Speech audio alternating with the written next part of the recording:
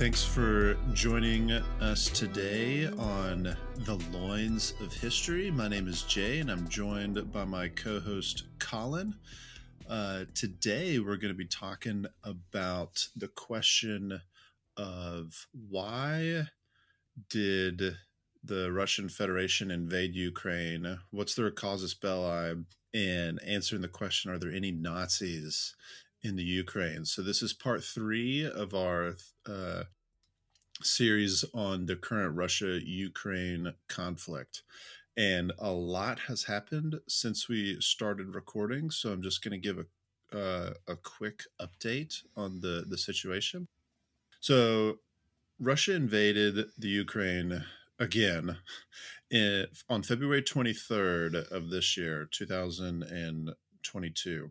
That invasion had about 3 main axes of advance. So in 2014, the Russians already occupied Crimea and about half portions of what's called the Donbass, which are centered around 2 major Ukrainian cities called Luhansk and Donetsk.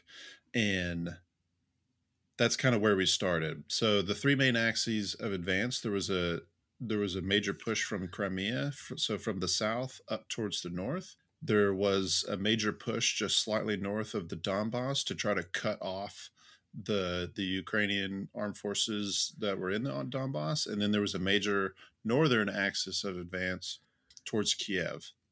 Where we're at today is the northern axis towards Kiev has completely and utterly failed. They never got Kiev. They did get close. But a lot of Russians died, and that was through Belarus, by the way, through the Chernobyl exclusion zone where the nuclear power plant had that meltdown. A lot of Russians died, and they basically were like, "Hey, not working out anymore." The southern advance from the Crimea was initially very successful. They've gained a lot of territory down there. However, they've kind of hit the pause button. And now the vast majority of the fighting is taking place in the Donbass still. Mm-hmm. So recently they've taken a few key cities there. But the Ukrainians have successfully repelled them from the second largest city in the Ukraine, Kharkiv, which is a Russian-speaking city. The Russians were not able to take that city. So the fighting is in between Kharkiv and northern Donbass. There's been some allegations of atrocities and human rights violations on both sides. Here in the West, we see Bucha as probably the big one, where there's mass graves and, people being buried with their hands tied behind their back type deal. But there's also allegations against the Ukrainians conducting torture, committing extrajudicial killings, things like that. So that's kind of the update of the current situation on the ground. What I would like to do and discuss with you, Collin, today on the Loins of History. How did we get here? And I found an article. Now, this article was written on the 4th of April of this year. So it's a little dated, which is one reason why we wanted to give the update. But this article was written by a gentleman named Timofey Sergeytsev. Forgive me, I'm not a Russian speaker. But Mr. Sergeytsev wrote an article titled "What Russia Should Do with the Ukraine," and he published it in an outlet called RIA Novosti, which is a Russian-owned news agency. So unlike here in the United States, where the government and other actors can influence the press, we don't own the press. Legally speaking, here in the United States, we still have a free press. That is not the case. And RIA Novosti is a state-owned Russian news agency. So this article was approved by the Russian government. And I think it's a very good look into how the Russian government in particular views the current conflict. So, without further ado, I'm just going to read a couple snippets just so our readers have an idea of what we're going to discuss. So, start with the beginning of the article. Already in April of last year, we wrote about the inevitability of the denazification of Ukraine. We do not need a Nazi Banderite Ukraine, an enemy to Russia, and an instrument of the West for the destruction of Russia. Today, the matter of denazification has come into the practical plane.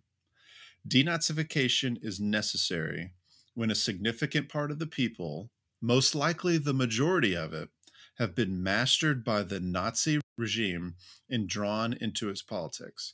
That is to say, when the hypothesis that the people are good, the government is bad, does not work.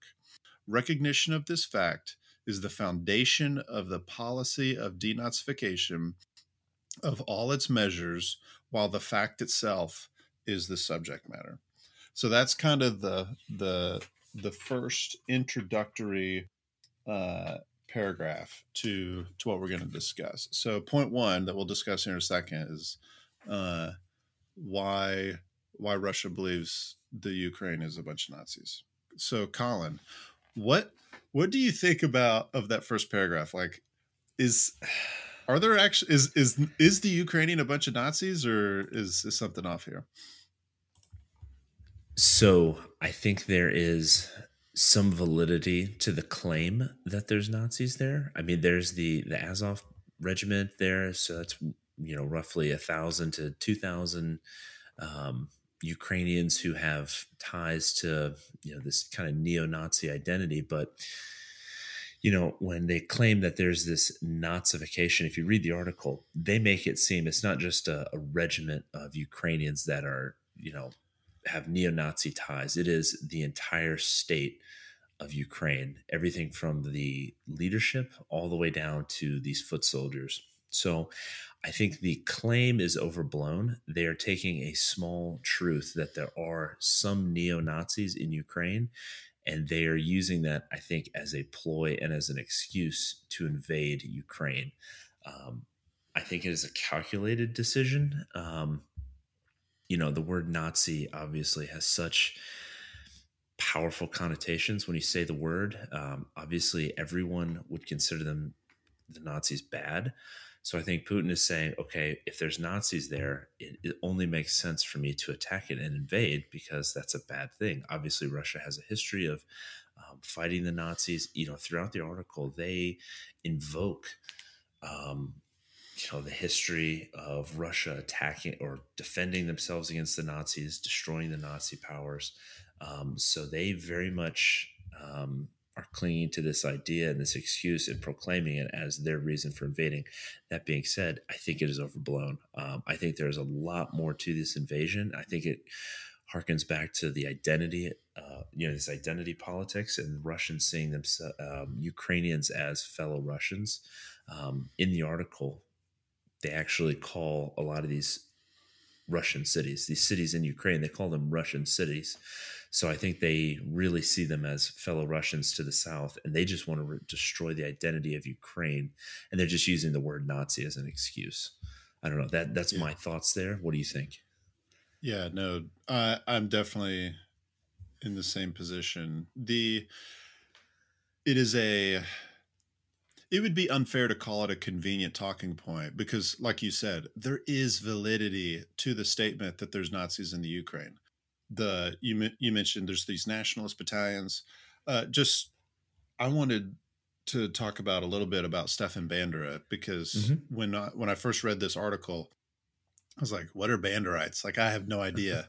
And Bandera is an interesting dude because in the grand scheme of things, he didn't really do that much.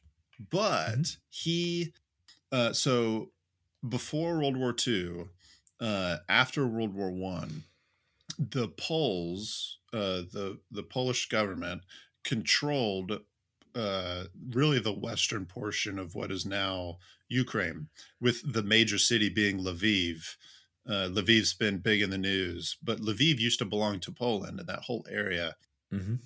Uh, and that's where Stepan Bandera was born, raised, and that area is a big ethnic mix of uh, Ukrainians, Hungarians, Poles, Russians, Romanians. Like it's very much a big mix there.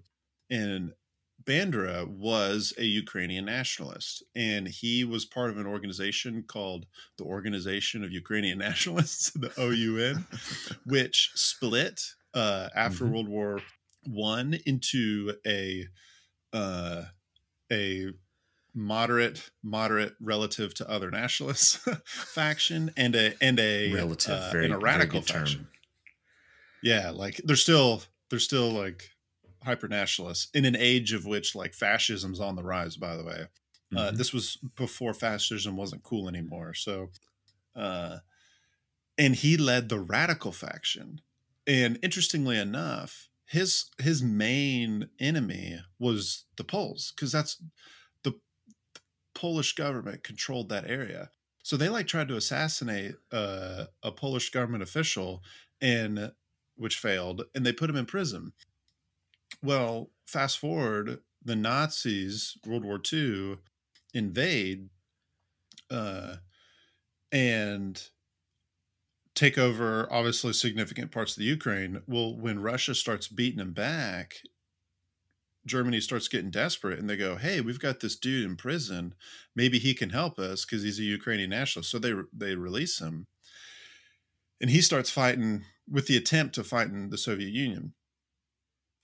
But when they release him, Bandera has no like loyalties to Hmm. Nazis, and that's one reason why this is confusing. Because yes, Bandera was an ultra nationalist, and his followers have neo-Nazi intentions and are very pro-Nazi Germany. But Bandera himself actually ended up plotting against the Nazis and the Soviets because he was a Ukrainian nationalist. I'm not trying to Hmm. defend the guy. I'm just trying to explain the full context of like it's odd it, in my Western American opinion that the current term of Banderites would be applied when yes, a lot of the Ukrainians do lift this guy up, but like he was eventually re-jailed and then executed by the Germans.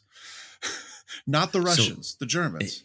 it's funny. So when we hear them say the term Nazi, we think goose stepping Germans, but in reality, it's that they're these ultra nationalist Ukrainians who have Nazi ties. So we're thinking Germans, but in reality, like you said, it is a pro-Ukrainian identity, which I think is important. And you read the article and you take a look around and you see that Putin and the Russians are equating um, Ukrainian identity and what it is to you being a Ukrainian as a Nazi. So there's a really key sentence in there that he says, um, the practice of Nazism should be liquidated and banned, although, as well as the leadership, a significant part of the masses, so the people who are passive Nazis, accomplices of Nazis, is also guilty. So I think that's really key there. So he's basically saying anybody, to translate that, he's saying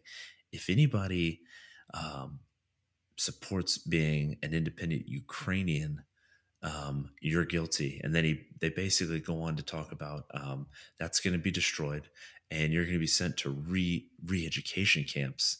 And they talk about the culture and education. So we go back to identity. So the Russians want to reestablish a um, Russian identity in Ukraine, not a Ukrainian identity. So there's a really big conflict, I think, when it comes to culture and identity there as well, which we talked about last week, as the Russians see the Ukrainians as wayward brothers. Yeah, I mean, and it's also yes, they want to establish a Russian identity, but like they're using these claims of uh, Nazism, and they're connecting that to the idea of Ukraine writ large. Like there is Yeah, exactly. there's no such thing as Ukraine, and it's kind of a skillful manipulation of the truth because when Vladimir Putin talks about like Ukraine's a fake country, it doesn't really think it's not really a thing. Like, yes, at pre World War II, the only historical precedent for a country of the Ukraine existing is the semi autonomy that the Cossacks used to have. And even then, like it wasn't like it didn't look anything like it looks like today. Mm-hmm. But the reality is like there is a distinct ethnic, linguistic, cultural difference between the Slavic peoples that live in the steppe, in the Kievan forests, uh, especially in Crimea itself, Mm-hmm. than the Muscovites that spread out of Moscow. Like they're all Slavic. They have these connections, but they're not. It's not the same. So, we talked about that. Do you think that Putin and the Russians saw Ukraine, obviously there's a fork in where their cultures and where their identities were going. Do you think that he thought, okay, it's been about 30 years since the fall of the Soviet Union. Now is the time that we need to invade and rein Ukraine in if we want to maintain a single Russian identity before it's too late. And that's why he said, okay, we've got to go now and invade. I I don't know. And I think there's a lot of things going on in the mind of Mm-hmm. Vladimir Putin. And I will repeat the same, the same disclaimer that a lot of folks on TV were saying, like, no one can know what's in the mind of Vladimir Putin. But I think this has less to do with, Vladimir Putin wants to unite the Russian peoples, and more to do with the dude. We have very good reasons to believe this dude's dying right now. And when he took over the country in 2000, Mm-hmm. there was like a big tranche of people joining NATO. So it was like day one in the office, so to speak. His country's sphere of influence was eroding. It has always been at the top of his list to try to reclaim either the territorial boundaries, or at least like the sphere of influence that Mm-hmm. the Russian Empire / Soviet Union used to have. I think this has more to do with Putin's ego than it does with legitimate security concerns. Yeah, I mean, you think about when he was in the KGB, coming up, and he was never like a, hardcore spy like you see from James Bond or The Man from Uncle or something like that. He was mostly a paper pusher throughout Yeah, his career, but he was in, the KGB during still the is. Soviet Empire. It still is. It's just a neo KGB. Um, so, Yeah. that was what he grew up and experienced, seeing the Soviet Union as, the power. It was Soviet Union and the US. And that's what he grew up and that's what he saw. And then you think in really a matter of months, it just evaporated. And suddenly Russia was no longer, I think at one point during the beginning of his presidency or his basically dictatorship, they had a smaller GDP than Portugal. So they really fell hard. Yep. So yeah, Oh that's a yeah. great point. He I mean, definitely. it's a it's a very similar situation to Adolf Hitler. And to Mhm. be clear about the distinction here, like there's huge differences between Vladimir Putin and Adolf Hitler, right? But one of the similarities is their national context. The the Weimar Republic was not a good place to grow up in. Like it was embarrassing, it was horrific. Like people are poor, the economic situation was awful, and a strong nationalist, a strong personality shows up and goes, "I'm going to make life better for normal people." Like Vladimir Putin walked into a very, very similar context where, like to your point, the Russian economy was in shambles. Uh, Mhm. and he has been trying to quote unquote make Russia great again.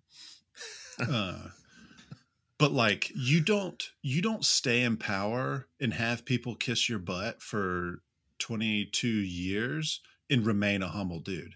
Like, Mm. that would literally be anybody. This is why we have democratic elections and why people rotate out. Oh wait, not some congressmen and women, but at Yeah, least the president that's a topic rotates for another out. series. That's a topic for another Yeah, series. another series. Yeah. But like, it's just human nature, man. Like, look at Xi Jinping. Like, Xi Jinping is not becoming more liberal. He's becoming more dictatorial and autocratic. Like, it's human nature. You can definitely tell that he has, he's in bad health. I think that is either a stress from the conflict and really the weight of fighting the world in a way, economically, and basically cutting Russia off from the rest of the world with this conflict. That is a lot of stress. So he probably has had some sort of heart condition, stroke. I'm sure he had something, or it was an assassination attempt, whether it was by Ukrainians, some other state actors, or these oligarchs who he's displaced, who they liked the 90s and that Yeltsin era and when Russia was in shambles because they became very wealthy and influential. And now, especially over the past 4 or 5 months, have lost all of their influence internationally and within Russia. So they may have had something to do with some sort of plot on Putin's life. Because if you look at him, I think some of the, it was a couple weeks ago, they published some photos of him and he looked bad. I mean, he was swollen. You could definitely tell he was on some sort of steroid. And he was just acting very, normally he's pretty stoic and, he has a very strong presence. You could just tell he wasn't there. So something happened and, it wasn't necessarily successful, but they came close. Something came close. Yeah. I mean, again, the Adolf Hitler parallels are huge. Like in 1938, when Neville Chamberlain met with Hitler over and over again, I think 3 times total, he walked away from that thinking, Hitler's a good dude. We can trust him. Everything's fine. We didn't know until years later, not only Hitler was not just not a good dude, but crazy wicked. His health was really bad. The stress of trying to pull his country out of the abyss of the 20s and 30s was killing him, And I don't that doesn't evoke any pity from me or towards Hitler or Putin, but like again, it's these. And how many assassination attempts were on Hitler? Like several. The Valkyrie plot is the most common one. But a dude tried to kill him. There was like some anniversary in the beer hall that the beer hall putsch was done.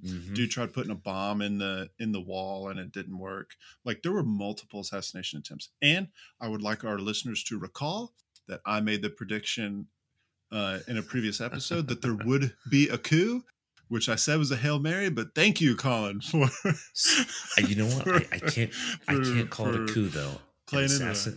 I would say an assassination attempt is still not quite a coup.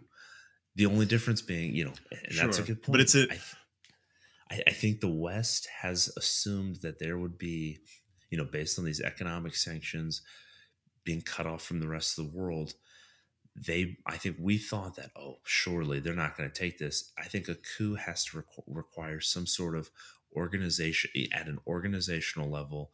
They have a plan, not just to assassinate the leader and cut the head off, but they have to have some sort of replacement at many levels of government, top to bottom, really, and to replace the current government with a new one, not just kill him.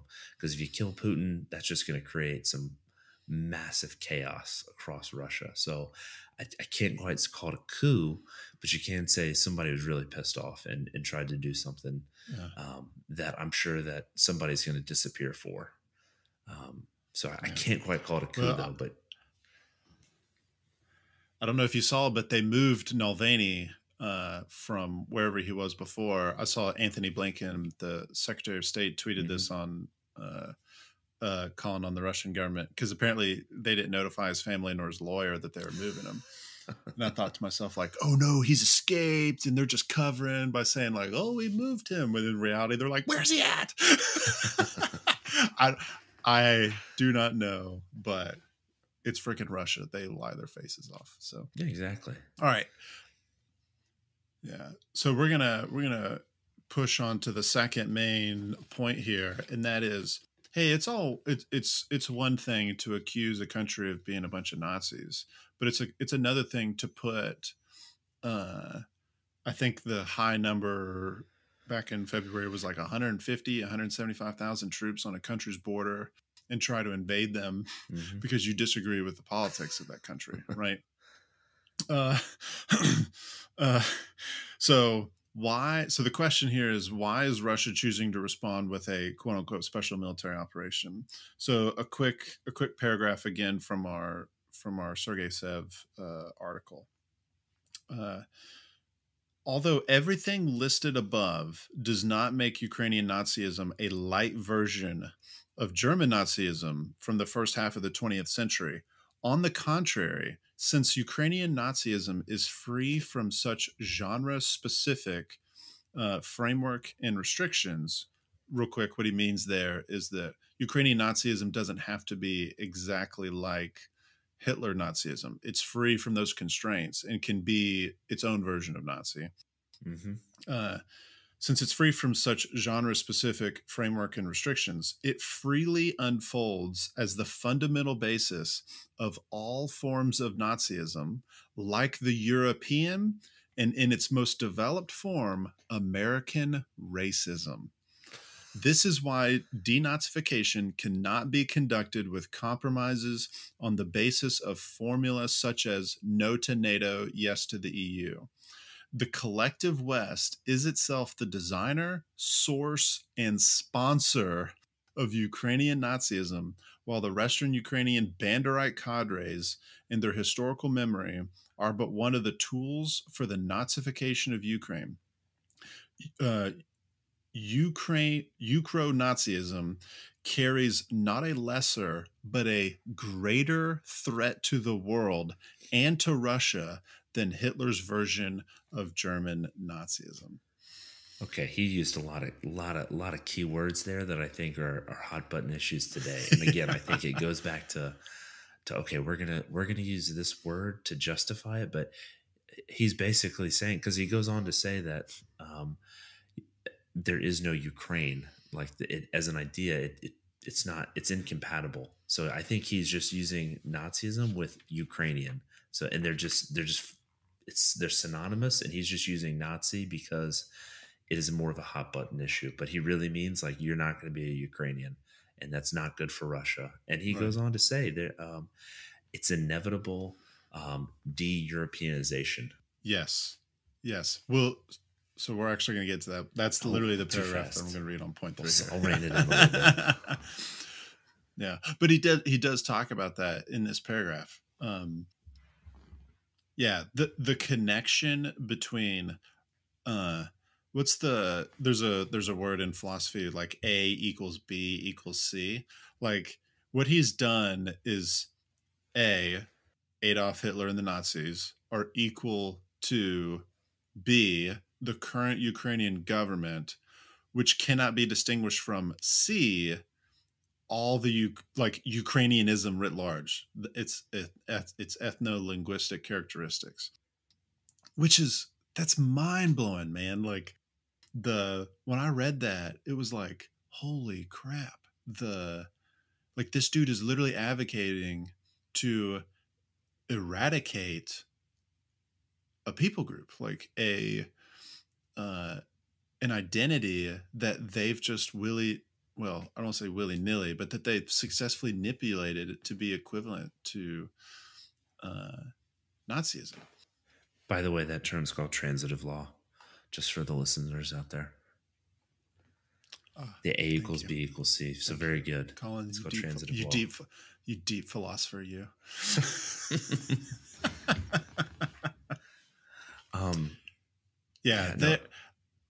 Go ahead. No, I just can't get over this idea that they just see you, and it's almost like they see the idea of being Ukrainian as evil. Just like we see the term Nazi as evil, they see Ukrainian, it is a threat to them, it is evil, and they are going to destroy it. It's funny he even threw in American racism, because they knew that, okay, maybe if we can peel off a little bit of American support, just a little bit, if you think you get 5 to 10% of Americans to suddenly not be involved, 5 to 10% in American politics is a lot of people. And suddenly it's like the US is not necessarily anti-conflict, or we're not going to want to get involved. Then NATO loses a lot of its teeth. So I think this is some very calculated statements, and this idea that they're pushing. And I think they know it, and they're not trying to necessarily, I think, convince the world about this, that there's Nazis there. I think they're just trying to get enough people to believe it. Just enough. Yes. No, and you bring up a really good point. This article was written in Russian in a Russian news outlet. Like, its intended audience was not English speaking or, Western speaking Europe and United States. So the goal here is to mobilize their own people, and they're counting on their own people's ignorance for it to be a compelling argument. I was thinking about, it's interesting that they're saying that Sergeyev here is trying to convince his own people that Ukrainian nationalism is a larger threat to the world and to Russia than Hitler's, Nazism in Germany. The irony here is that, what did Russia do when Adolf Hitler was about to kick off World War III? Like, this big threat, right? Like, World War II. No, they kicked off World War II. Yeah. He said World War II. What I say? He said World War III. We're on the doorstep of World War III. Yeah. Freudian slip. Yeah. What did Russia do when Adolf Hitler was about to kick off World War II? They signed an agreement. They're like, they freaking made a pact with him. Let's be friends. Let's share technology. Let's partition Poland again. Like, yay. Like, are you freaking serious? And then, like, so they made a pact with them, and it was only because they were betrayed, which completely surprised Stalin, by the way. And we have every reason to believe that Stalin's confidence that Germany would invade was in large part due to his personal trust in Adolf Hitler. Like, holy crap. So it's like, okay, if you guys thought that they were a big of a threat to the world, why'd you freaking get on the same side with them? And secondly, like, you didn't, not only did you make a pact with them, like, they didn't invade, they didn't attack, which is exactly what they're doing now. Like, they're invading a country that couldn't invade Russia even if it wanted to. So it's mind-blowing how historically absent-minded this is. And it's a shame that there's a lot of people in Russia who believe this. Now, I don't think everyone in Russia believes this, but go ahead. I was going to say, so you said something very key there. They're essentially trying to convince the Russian people that there is a threat to the world, not just Russia or Europe, but the world. And, that kind of harkens back to the Russian identity, that for many years, they have seen themselves as the saviors of Europe. So, I mean, it started with the Mongol invasions. They were the ones that really started to defeat the Mongols and start pushing them back and reclaiming. They absorbed a lot of losses against the Mongols, and they were under the yoke for 200 years. And they eventually started pushing them back from the gates of Europe. Then with Napoleon and Napoleon's invasion of Russia in the winter, it's famous now, we know it. He was unstoppable up until that point. They defeated Napoleon. Again with Hitler. Hitler was, he had Russia on its knees, and they lost millions of people. But eventually the Russians won, and they, in large part, were the reason that the Allies won World War II. So they are taking, I think the Russian media, the state media, the state messaging is, we need to kind of twist this and to fit that narrative that we hold as part of our identity. that we've talked about before. So, that is very important. And obviously, that messaging is going to filter out into the Right. rest of the world as well. Real quickly, I also want to talk about why Russia chose to respond with a military invasion. And I think it'll be helpful for our listeners to kind of compare and contrast Russian history with American and Chinese history, just for comparison. The Russia's entire history, all going back all the way to the Muscovites, is, oh, you're a threat to me. We're going to go to war, and then I'm just going to take over your territory. And that happened over and over and over and over. It was throwing off the Mongol yoke, right, and fighting off the Golden Horde, fighting off the Korean Khanate, fighting off the Kazan people.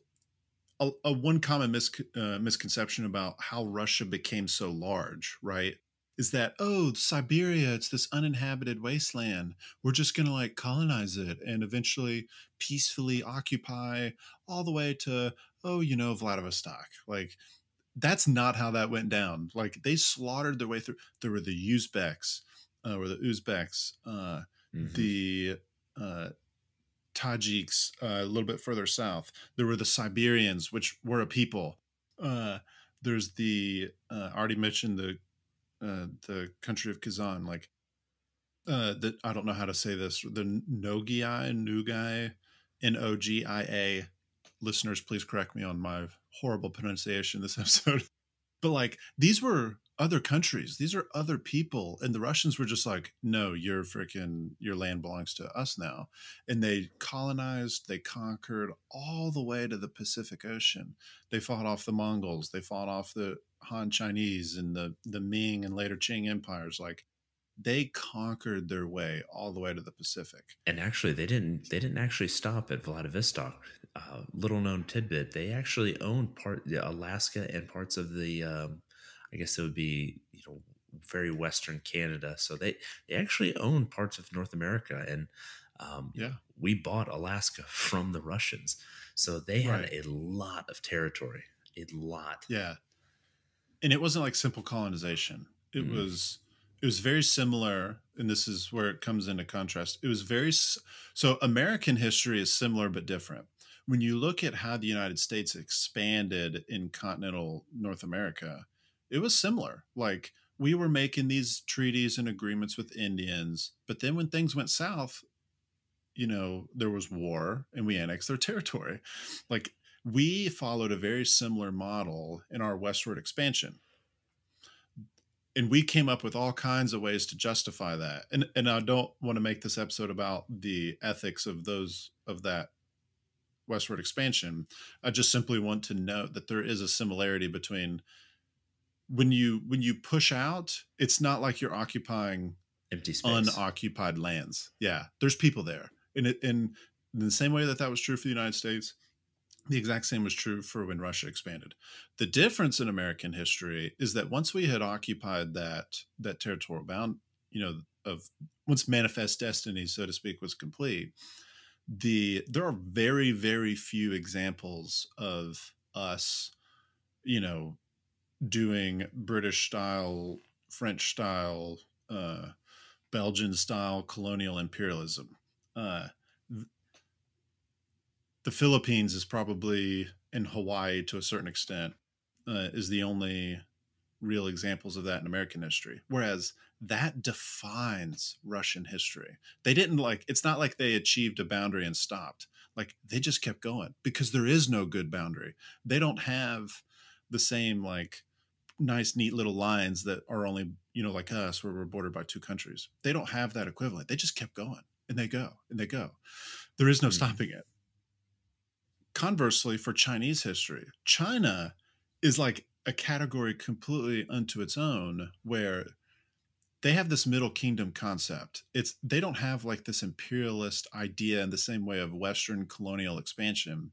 They have this idea of like, here's the emperor, he has the mandate of heaven, you should pay him tribute and perform the kowtow. That's it. You can keep your lands, you can keep your kingdoms, blah blah blah. Henry Kissinger's book on China is really I'm good for understanding. China I'm expanded I'm because glad it you mentioned that book. absorbed its conquerors. Go ahead. I was going to say I'm glad you mentioned that book. I was sitting there like, oh, he should mention On China by Kissinger, because yeah, that really talks about it. They have a fundamental difference of how they want to go about things than we do. Right. So like now we're generalizing three different countries, thousands of years of history talking about China. But the point I'm trying to make here is that when Russia encounters a problem, their solution is to invade. That is a uniquely Russian thing that doesn't that Well, it's definitely not true for the they majority of invade other and countries. occupy. They invade, occupy, annex, and now it's part of, Yes. it is Russia.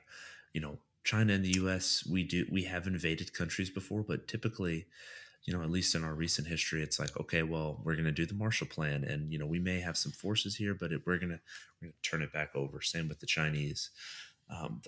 They have an area of influence, but they're not going to make this. This is China now. This is America now. Whereas Russia, like you said, it is you're Right. Russian now. Yeah. Our war against Mexico and the Spanish American War are really the only two times where we have ever like fought a war against another nation state and then permanently kept their territory. Oh, by the way, those two wars took place pre World War One and in relative close proximity to one another chronologically. And we never did it again. It's the exception, it's not the rule. Again, I'm not trying to justify those two conflicts. I'm just simply trying to state like it would be grossly misleading to try to equivocate American history with Russian history by saying, Hmm. well, you Americans did it too. Like, yes, we did. But again, that was the exception, not the rule. Whereas it is a defining characteristic of Russian history. Hmm. So we should not be shocked. Like, it's not, I say all that to say, like, when we see troops, when Russia puts troops on a country's border, we're cuckoo for cocoa puffs to say, oh, they're just protecting their national interests. Like, no, they're looking to conquer and annex. That's what they do. It's not Well, like Americans showing up in Saudi Arabia and Kuwait. It's not the same thing. well, yeah, they'll say they're protecting their national interest. So, Yes, I'm sure. Yeah, there's probably a better way to phrase that. They're not protecting their national interest in the same way that we would, mhm. right? Their version of protecting their national interest is this is all Mother Russia now. Exactly. Whereas we leave eventually, uh, except we might leave some military bases here and there, but that's another episode. Or a bunch of stuff just sitting in the desert. Who knows? Yeah. Um, hey, the last point that I wanted to make on why a special military operation is the correlation between poisonings and how they treat their brothers in the Ukraine. Hmm. The uh, targeted killings or political assassinations performed by the Russian government is nearly always, again, there's exceptions, but nearly always against Russian citizens who, in Putin's view, have betrayed their country. During the height of the Cold War in Berlin, when the Soviets captured an American or a Western spy, they didn't execute him on the spot. It was a game. It was, hey, we caught you, and there's this famous Bridge of Spies in Berlin where we would Hmm. do prisoner exchanges where we caught each other spies, and we turn them back over. They expect the West in the United States to subvert them, but there is no tolerance for Russians for doing the same thing, and they will kill them. Uh, I think that's another reason why, for the Ukraine here, they do consider Ukraine Russia. And even though there's quite a bit of self deception going on in terms of Ukraine's not a real thing, uh, at a minimum, they have a common origin and a similar language when it comes to ethnic identity. Therefore, uh, you know, you burn heretics at the stake. You don't burn, if you're a Catholic, um, in the Inquisition, the Inquisition was not aimed for, uh, uh, you know, Islamic scholars. It was aimed for heretics, right? Heretics get burned at the stake. The people that you're most closely aligned to, but wrong, are the ones that you tend to hate the most. You know what I Mhm. mean? And I think that's part of human nature to to take more seriously and maybe get more angered by the family betraying you as opposed to your enemy betraying you. And I You think that's another reason why they're responding the way that they are in Ukraine. you expect your enemy to attack you, to, yeah, like you said, subvert you. With Right. Ukrainians, I think in that article they talk about, they literally say re-education. Russia has a history of gulags and re-education camps. I think they're going to once the war, I don't think they're trying to inflict mass casualties in this conflict, similar to, they're not going to go and firebomb Kiev, or, just try and level it and kill as many people as possible and bring it to its knees. I think they're going to try and take it over, leave as many people alive. And then I think the re-education begins. And then that's like where you said that the people who are involved with this pro NATO, pro EU, split and political movement are going to be, as you said, to quote, burn at the stake. They're going to be the heretics, whereas the people are going to see, and they're going to use that, show the people of, you're Russia, this is what happens when you mess with us. And you're going to be brought to heel. You're going to be brought back into the fold as a Russian, not a Ukrainian, because Ukrainians are Nazis according to the Russians. Okay, so moving on to our third and final point here.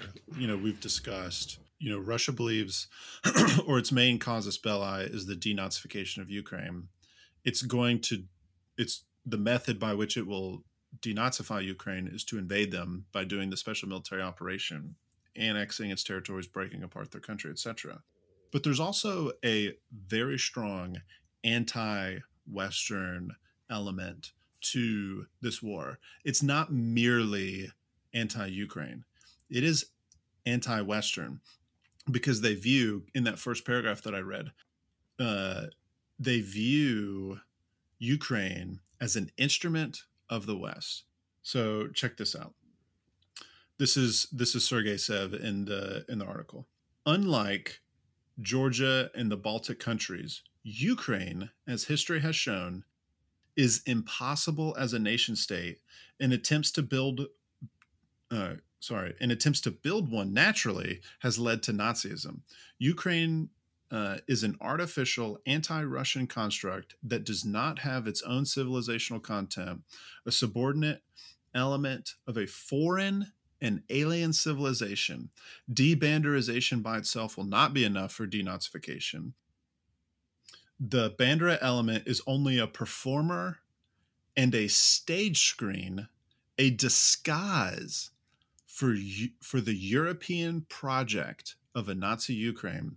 Therefore, the denazification of Ukraine is also its inevitable de-Europeanization. So in that paragraph, he draws a direct connection between, we can't get rid of Nazism in the Ukraine if we don't get rid of the Europeanization of the Ukraine of Ukraine. So the question I have for you, Colin, is how do you see this conflict playing out in the future, or why do you think the Russian government is so anti-Western as well in this conflict? It's such a weird, um, it's like conflicting ideas that they're holding at the same time. They're de-Europeanization, but at the same time they kind of see themselves as the saviors of Europe, and that's wrapped in their identity, and we've talked about that quite a bit. I think when they say de-Europeanization, they mean anti-Belgium, meaning anti-EU, anti-NATO. I see this playing out And in a historical context, I think we talked about this last episode. The Russians have always had a chip on their shoulder. I think Eastern Europeans in general have always had a chip on their shoulder against Western Europe. They've always been viewed as backwards by the West. They were always behind. They were, serfdom was a thing in Russia in the 19th century, and that was banned in Western Europe. So they've always been behind the times, and I think they still have a chip on their shoulder from that. It's a long history. So I don't know. I know it's kind of a tangent, but I just find that weird that they say de-Europeanization when they very clearly are European. Anyway, the question of how this conflict is going to play out, I think warfare, this conflict is now at an international level, and it's being fought not necessarily through military arms. It's also economics. I mean, the Ukraine now was, it's known as the breadbasket of Europe. It is now no longer able to export grain. And there's been a lot of chatter about this on Twitter and social media and some of the news about, the prices of wheat are going up. They are not able to export food. And I think Putin knows this, and food's a big deal. And when you start having hungry people, that destabilizes entire regions. And Ukraine exports food pretty heavily into NATO influenced areas, Africa and the Middle East. And it's like suddenly, if they lose their food supply, those areas, which are hotbeds for all sorts of anti Western, anti European sentiment, become destabilized. Conflict can arise. And that is, I think he's playing that up. And then on the other side, you have the energy crisis.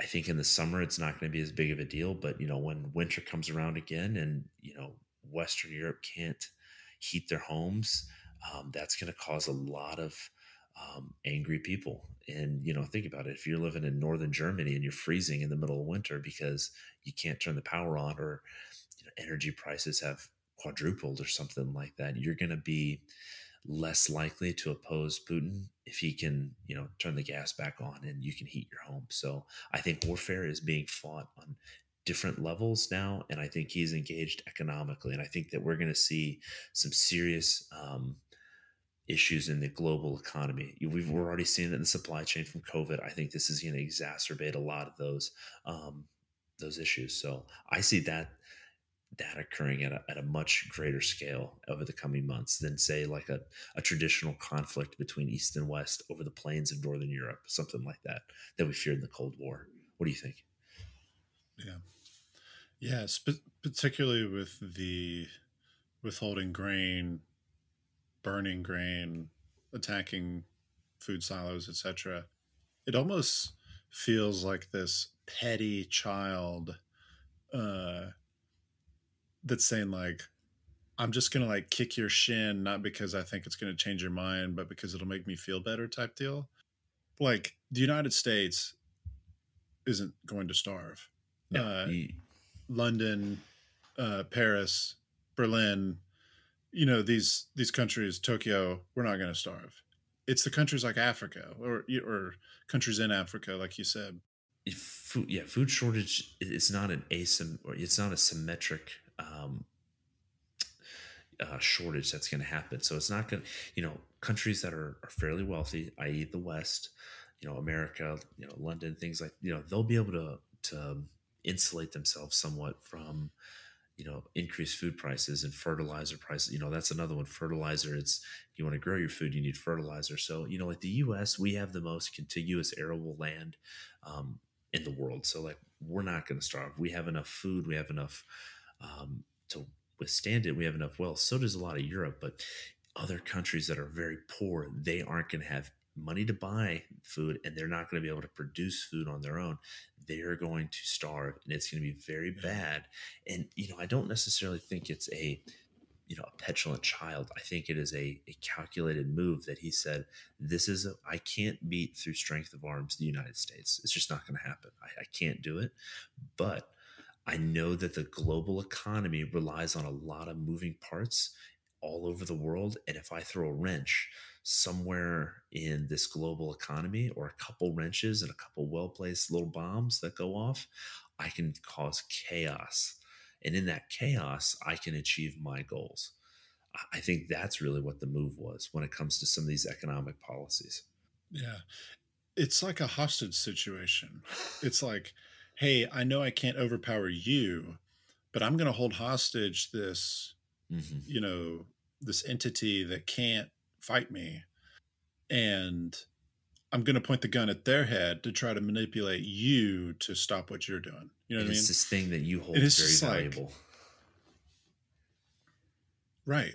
And I just can't help but think like, I, I, I do think there's an element of childishness to it because in the sense that this, I don't think that this was a pre-planned activity. I think this is Russia getting desperate because they're, they're not doing themselves any favor by causing other countries to starve.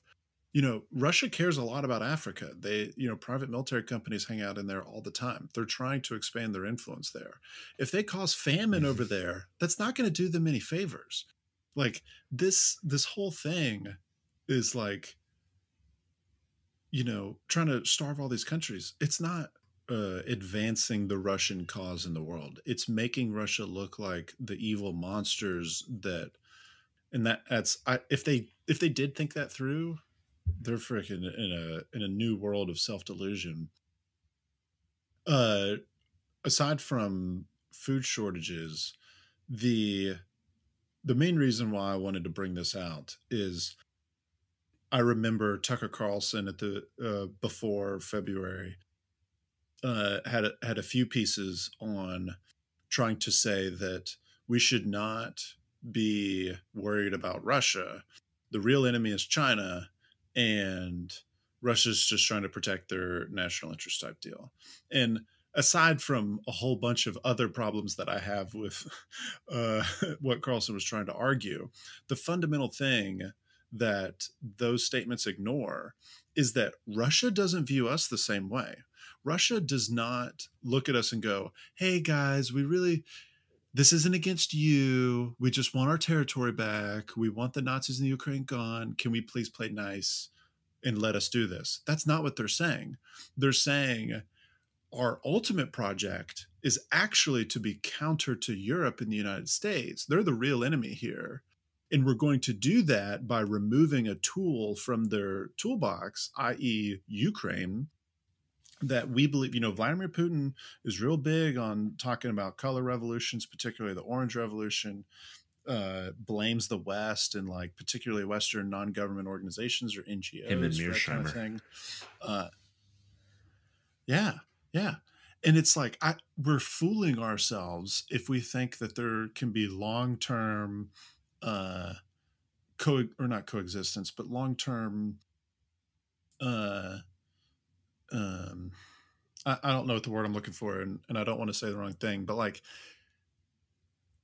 Vladimir Putin's policy is not to be mutually beneficial with the West.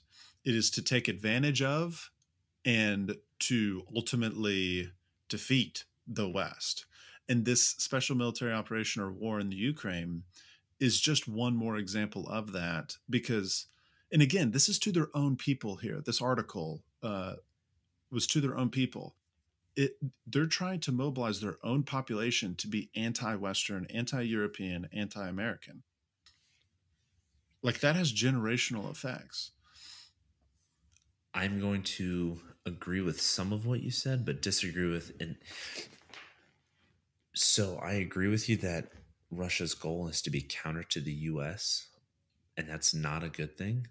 But I do agree with Tucker when he said that China is more of a threat or it is the greater threat. I absolutely think that, Russia, at the end of the day, we can exist. We'll just be counter to each other. The US doesn't need Russia to survive. We don't. They can be an enemy and they can be completely cut off. It's not going to affect us. We have oil, we have food, we can supply. We can take their place. Honestly, we could sink their economy if we just started doing some of the things that they do because we could do it better. Whereas China, I think, wants to, so that you said Russia's goal is to be counter to the US and the West. I think China's goal is to supplant the US as the global hegemon. Um, they want to be the power, and the US be underneath them. So it's, um, it's a very I don't know. I agree with him there in that I think they're the greater threat. I think the U.S. really needs to be cognizant of the influence that Russia is going to have over countries like India, Pakistan. Obviously there's Iran and North Korea. Those are the ones we always see. But, I think India as well, they're an Asian country with 1.3, almost 1.4 billion people. There were a lot of reports during this conflict about India buying oil directly from Russia. And I just feel like that's an ally that is in the Asian continent that we cannot afford to lose. So I could see that with Russia being this counter state to the U.S., they begin to influence with their natural resources and take away. They use their natural resources as a means to gain influence on some of these other countries that we would really need. On our side, like India. So I mean, I do think there's validity to what you're saying in the sense of it's not like Russia's not going to stop until the continental United States is now a part of the Russian Empire. I don't think can't happen. That's in the goal. I I don't even think that like real hardcore Russian dreams of like owning all of continental Europe, like all the way to Paris, Paris, making that belong to Russia. I don't think that's the goal either. But, oh, one last thing. Putin himself has kind of discussed one of his major gripes with the West is not being treated as an equal, Mm-hmm. which does make one think that equality of respect is really what he's after here. I'm not saying I agree with that full blown, but I do think there's an argument to be made with for what you're saying. I also agree that China's in state is not necessarily about territorial expansion, reference, what we were saying earlier, but they do seek to supplant the United States as not just simply a regional hegemon. They want to be they want to expand that mandate of heaven over as much many peoples as possible. So where does that leave us? Yeah, I honestly and when I think it's of course one of the recurring themes that we're going to discuss over and over again is that history is nuanced, right? Mm-hmm. And the nuance is okay, they might not be wanting to take over Paris, but if we think that they're just gonna that we're ever gonna diplomatically get them specifically being Vladimir Putin to diplomatically withdraw from the Crimea, like or from the Donbass or the areas that they've already conquered, we're crazy. They're not going to do that.